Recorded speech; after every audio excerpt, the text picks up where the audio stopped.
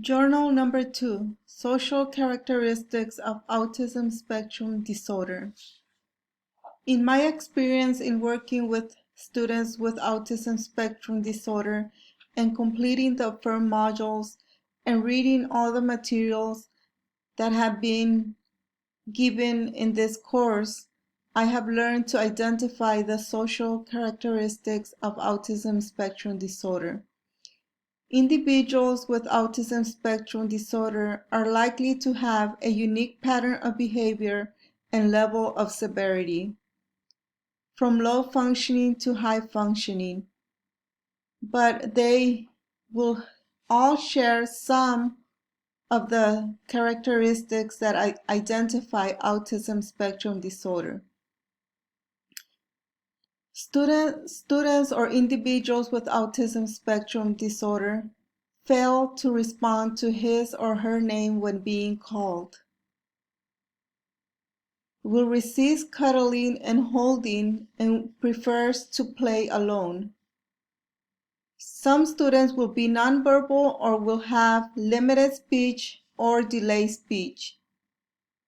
Some will develop speech normally, but will lose previous ability to say words or sentences.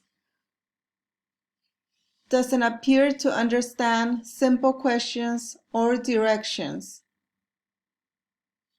Students will have difficulty expressing emotions or feelings and appear to be unaware of others' feelings. Inappropriate approach to social interactions by being passive, aggressive, or disruptive.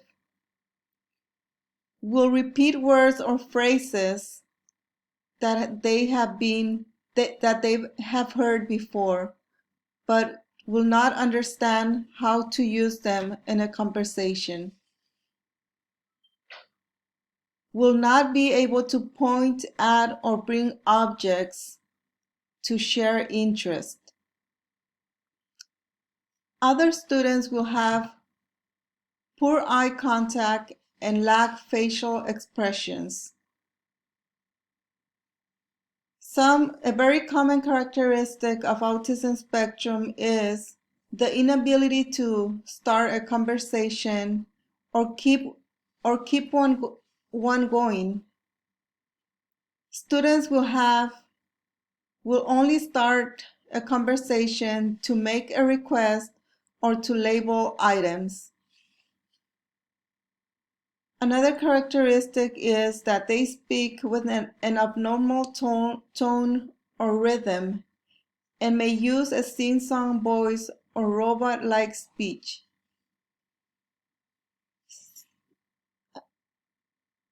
Another characteristic is the difficulty of recognizing nonverbal cues such as interpreting other people's facial expressions or body postures or tone of voice. During my time in working with students in the autism spectrum disorder and knowing the characteristics, I have been able to see outside of the observation other students that have some of those characteristics.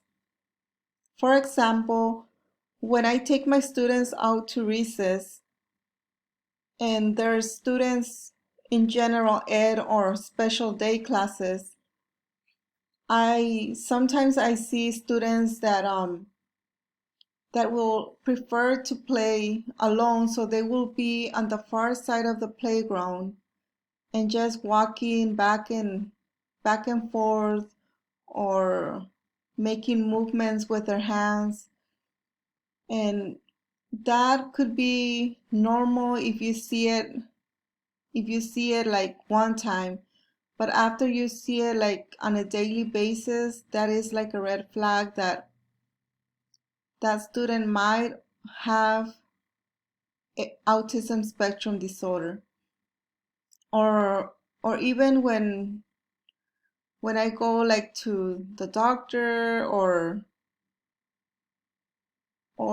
to the store, and sometimes you see other people with some of these characteristics that are common in autism spectrum disorder.